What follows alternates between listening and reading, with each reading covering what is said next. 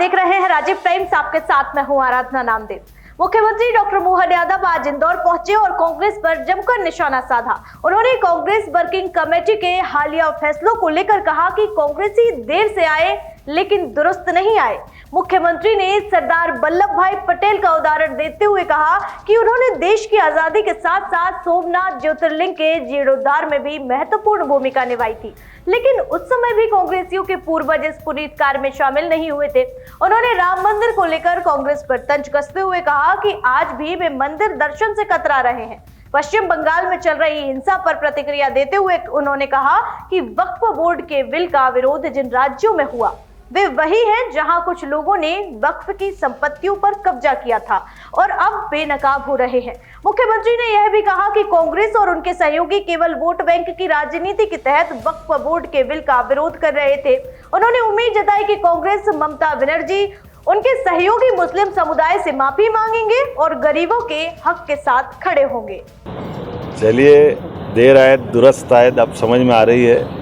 सरदार वल्लभ भाई पटेल ने तो इस देश की आज़ादी के साथ हमारे पहले ज्योतिर्लिंग सोमनाथ मंदिर का जीर्णोद्धार करते हुए अतीत में राहुल गांधी जी के पूर्वज नेहरू जी को आमंत्रित किया था, इसका लोकार्पण करो, और उनने उस समय भी नकारा था। और दुर्भाग्य के साथ कहना पड़ रहा, आज भी वो राम मंदिर के दर्शन करने से बच रहे हैं।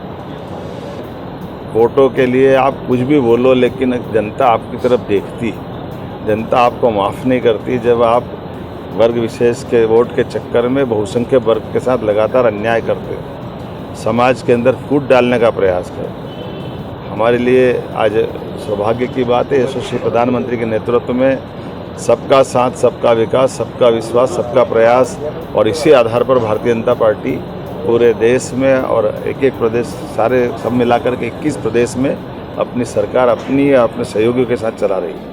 ये अंदर की पोल खुल गई। जिन ने वक्फ का विरोध किया था उनके ही क्यों आग लग रही? जो हम कह रहे थे कि ये गरीब मुसलमानों की,